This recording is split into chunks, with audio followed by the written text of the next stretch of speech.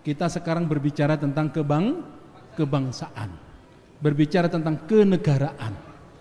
Bagaimana kita bisa mempersatukan bangsa Indonesia, mempersatukan umat ini, dan bisa mempersaudarakan seluruh anak bangsa.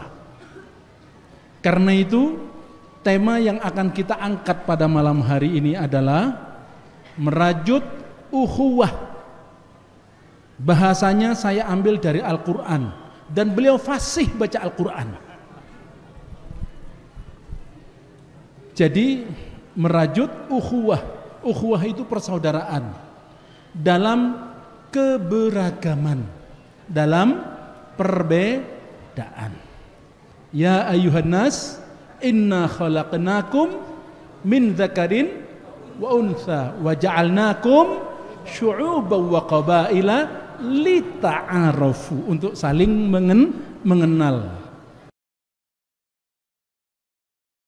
Seperti itu, menghargai perbedaan-perbedaan, menghargai keberagaman. Karena itu kita bersyukur kepada Allah Subhanahu wa taala. Pak Rocky bisa hadir di tempat ini. Pak Rocky beberapa tahun yang lalu di Pondok Pesantren Al-Islah ada pesantren singkat pelatihan usaha produktif.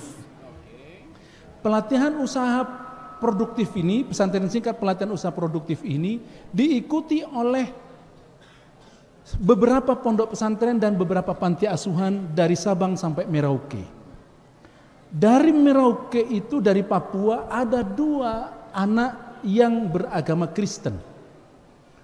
Pondok Pesantren Al-Islah dengan mobil Pondok Pesantren Al-Islah mengantarkan mereka, satu ke gereja Katolik, yang kedua ke gereja Protestan. Sampai ada orang mengatakan, ini Pondok Pesantren Al-Islah mobilnya sudah murtad.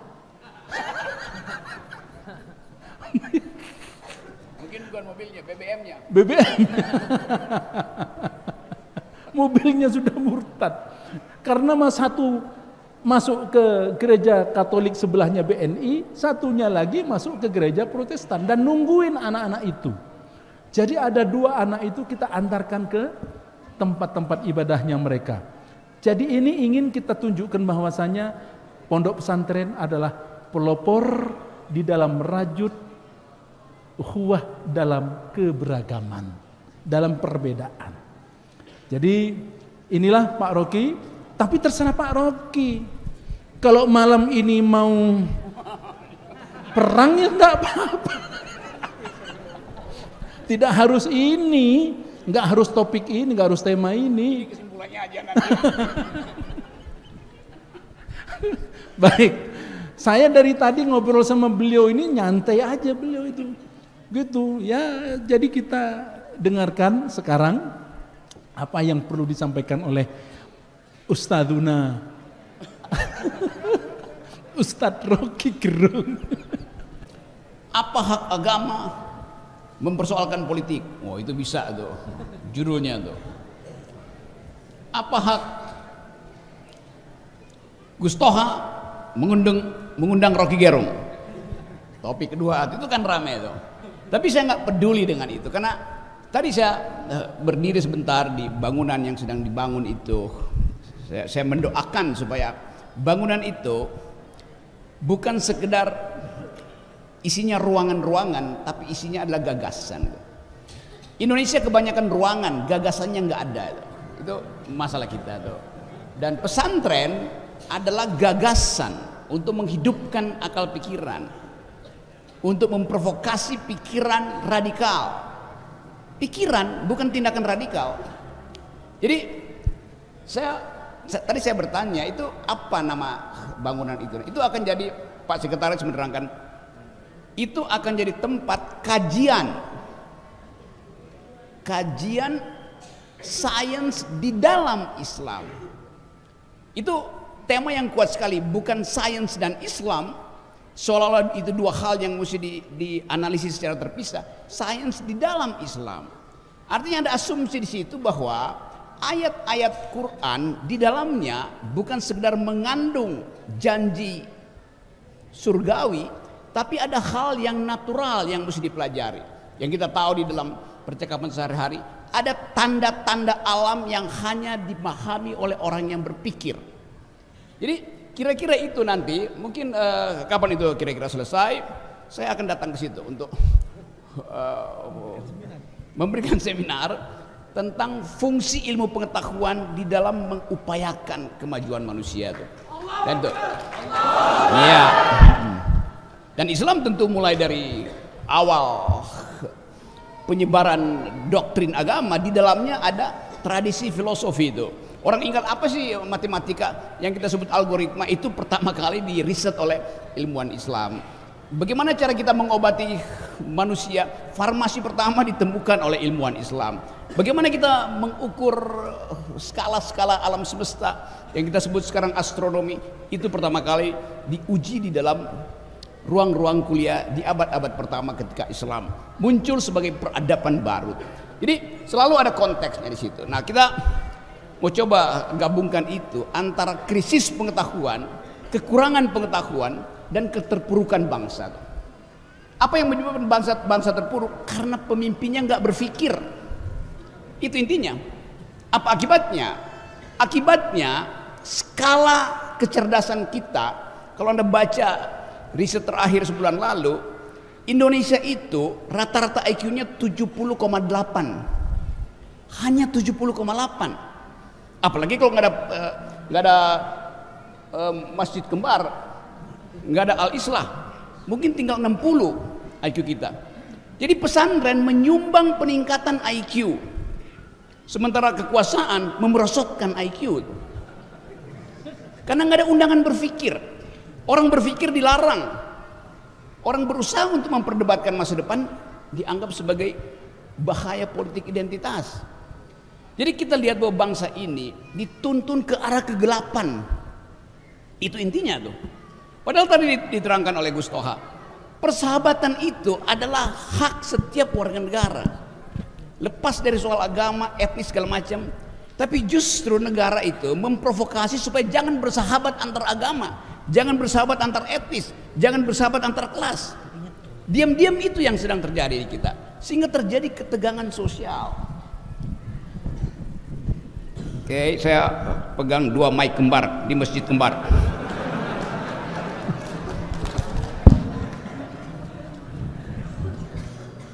Bagian yang ingin paling enggak di dalam mungkin 1 jam ini kita ada semangat baru untuk tadi mengembangkan pikiran tentang kebersamaan berbasis perbedaan.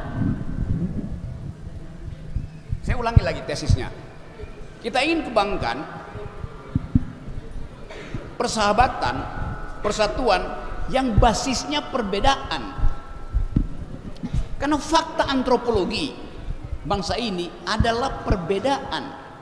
Jadi betul tadi Gus Toha, demi perbedaan kita memerlukan persatuan. Demi perbedaan. Kalau negara bilang demi persatuan tidak boleh ada perbedaan, itu namanya dungu. Dari awal kita berbeda. Kalau berbeda dianggap teroris, kalau berbeda dianggap ekstremis. Padahal antropologi bangsa ini disusun berdasarkan ontologi perbedaan. Jadi justru karena ada perbedaan diperlukan persatuan, bukan dibalik. Demi persatuan nggak boleh ada perbedaan. Itu kurang ajarnya negara tuh. Hal itu. Jadi sekali lagi, kalau kita ingin lihat perkembangan akhir-akhir, kita hidup di dalam semacam republic of fear. Kita cemas terhadap keadaan. Kita nggak tahu pasti akan ada pemilu atau tidak. IKN akan berlanjut apa tidak. Keadaan itu membuat kita seolah-olah nggak ada harapan lagi. Nah, ini forum yang kita pastikan bahwa kendati negara mengalami optimisme, kita tetap kendati negara pesimis dengan keadaan. Karena setiap kali kita dengar krisis global, COVID segala macam itu menyebabkan negara akan menunda pemilu sangat mungkin. Menyebabkan pemerintah tiba-tiba memberlakukan hal yang sudah diharamkan oleh Mahkamah Konstitusi, yaitu Omnibus Law. Jadi sekali lagi kita mau putuskan malam ini bahwa di Bondowoso ada optimisme bangsa ini bisa ditemukan kembali. Apa yang mesti kita temukan? Akal pikiran. Nah, tema malam ini betul sekali. Kita apa tadi bahasa temanya tuh? Merajuk ke buah. Bukan hati, ada kata-kata hati itu.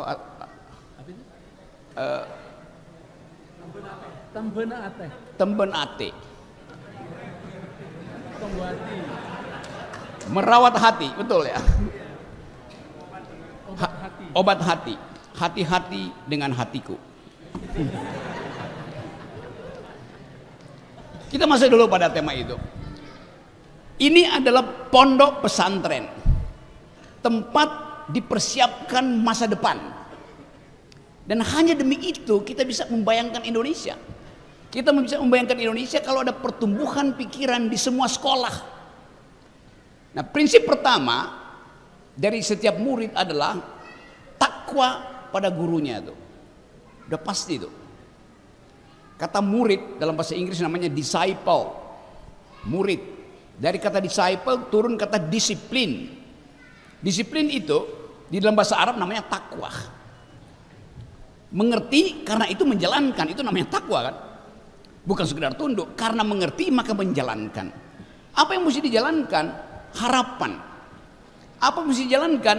Kemampuan untuk mengevaluasi keadaan. Jadi itu yang terjadi. Nah, karena itu tidak mungkin pesantren itu dipisahkan dari politik. Seperti yang diucapkan sekarang. Jauhkan pesantren dari politik karena itu politik. Bukan. Justru di pesantren diajar metode kritis. Dan di dalam politik kalau kita berhenti kritik maka akan timbul monster-monster di istana tuh. Itu intinya. Ada bahasa Italia bilang el sueño della razón produce monstruos.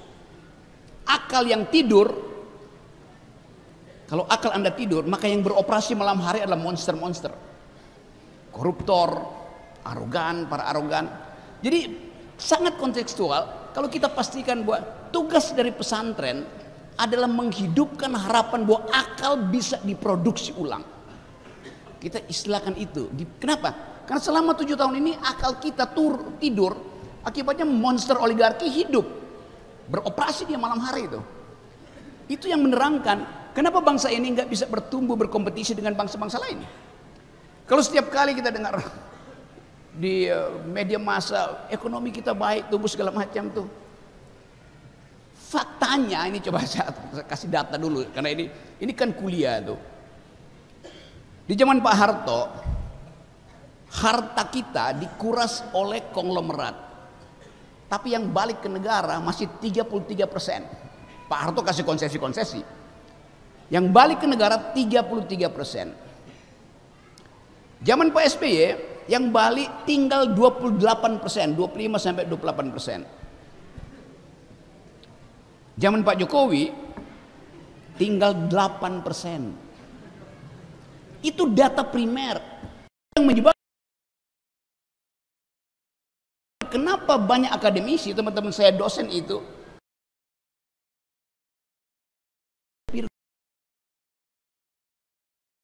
ojek. Padahal tukang ojek sendiri sebetulnya berhak untuk memperoleh penghasilan, jangan bersaing dengan dosen. Akibat struktur ekonomi, dosen yang harusnya kelas di atas ambil pekerjaan kelas di bawah. Jadi terjadi lagi konfrontasi hak. Itu disebabkan karena desain ekonomi, desain kebijakannya bobrok. Nah, itu yang diperlukan supaya kita paham bahwa arah bangsa ini betul-betul ada di dalam semacam kecemasan. Tetapi kecemasan itu kita butuhkan supaya kita bisa bikin evaluasi diri itu. Di dalam Al-Baqarah ayat 155 dikatakan, saya mulai ngutip. Kami akan memberikan ujian, akan memberikan tantangan, yaitu sedikit ketakutan, sedikit kecemasan, sedikit kemiskinan, supaya kita bisa berpikir bahwa kita diberi sepenuhnya oleh alam semesta kemampuan untuk mengatasi kecemasan itu, mengatasi ketakutan. Tadi saya baca jurnal mana tadi? Ya, jurnal namanya Al-Isra juga tuh. Yang Jurnal terakhir itu ada keterangan dari dokter siapa yang berkunjung ke sini ini. Dan kelihatannya jurnal itu memperlihatkan seluruh aspek yang dibicarakan oleh negara tuh. Soal riset, soal organisasi, soal kurikulum ada di situ. Walaupun dia tipis, tapi saya baca dalam 10 menit saya dapat seluruh informasi tentang pesantren ini. Bayangkan misalnya kalau setiap minggu istana keluarin semacam jurnal kecil itu untuk menerangkan kemajuan peradaban politik kita, kemajuan pendidikan kita. Tapi istana nggak punya data itu karena semua data buruk. Itu masalahnya ada di situ. Nah, saya menganggap sekali lagi bahwa di dalam persahabatan keberagaman itu ada hal yang bisa kita share sama-sama, yaitu keprihatinan terhadap keadaan dan harapan untuk memperbaikinya tuh. Quran adalah petunjuk. Petunjuk untuk apa? Semua ayat kitab suci adalah petunjuk yang harus dibaca dengan otak. Itu intinya, karena kita makhluk yang berpikir. Tentu petunjuk untuk paling nggak mengurangi kebatilan, menghilangkan kemungkaran. Paling nggak itu lebih dahulu deh. Kalau belum bisa memproduksi kebahagiaan, kemakrufan. Bagian ini bukan ditugaskan oleh kitab suci pertama-tama pada rakyat, tapi pada negara. Penguasa harusnya paham ayat itu, amar ma'ruf nahi mungkar itu pertama ayat untuk penguasa. Kenapa? Karena mereka yang potensi untuk menghasilkan ketidakadilan, mereka yang potensi untuk merampas kebahagiaan. Itu ayat untuk para penguasa. Yang anehnya penguasa ceramain itu ke kita, terbalik-balik coba. Rakyat tidak punya potensi untuk berbuat ketidakadilan. Hanya negara yang berpotensi membuat ketidakadilan. Dan ketidakadilan itu yang saya terangkan tadi, bahwa indeks kecerdasan bangsa ini drop di Asia. Indonesia itu nomor 30 dari 32 negara, paling atas, paling bawah kecerdasannya.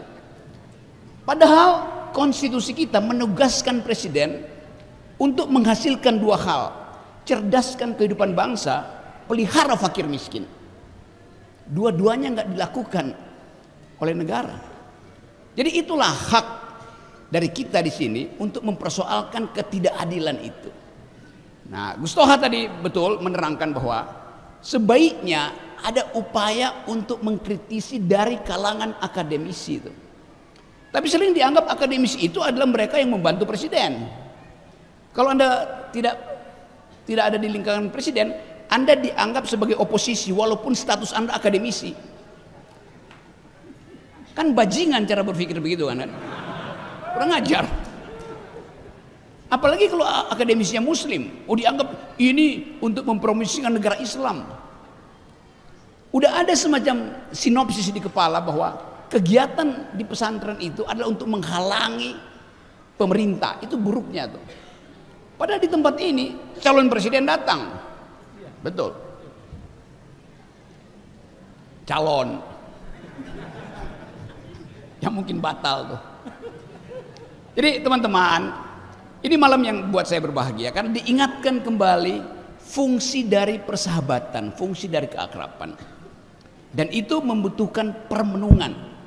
Nah, di dalam permenungan itu kita tidak boleh sekedar memakai rasio, reason dalam bahasa Inggris. Ada hal di dalam Islam yang nggak bisa diterjemahkan, yang disebut, kalau bahasa Inggris mungkin sebut reason, itu akal yang bernalar, passion, batin yang membaca. Tetapi bagaimana menerangkan misalnya istilah kolbu? Apa bahasa Indonesia untuk kolbu? Hati. Tetapi bukan hati yang ada bentuk fisiknya yang bisa sakit hati itu. Tapi hati dalam pengertian mampu memikirkan wisdom, itu namanya kolbu. Semacam percakapan antara reason dan passion, moderatornya adalah kolbu. Otak kita menghendaki pikiran rasional, matematis. Batin kita namanya passion mendaki hal yang emosional. Kolbu berupaya untuk memahami tegangan antara reason dan passion. Filosofi di dalam teologi muslim bilang begitu tuh.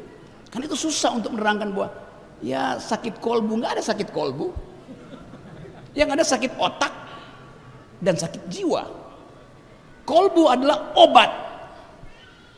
Tempat ketika kita letih di dalam pikiran, kita berhenti dan minta kolbu itu bicara. Ketika kita emosi, kita berupaya tekan emosi itu, dan itu adalah hasil kerja kolbu. Bagian yang suci itu yang hilang dari bangsa ini. Kehilangan kolbu itu lebih bahaya daripada kehilangan akal dan kehilangan batin.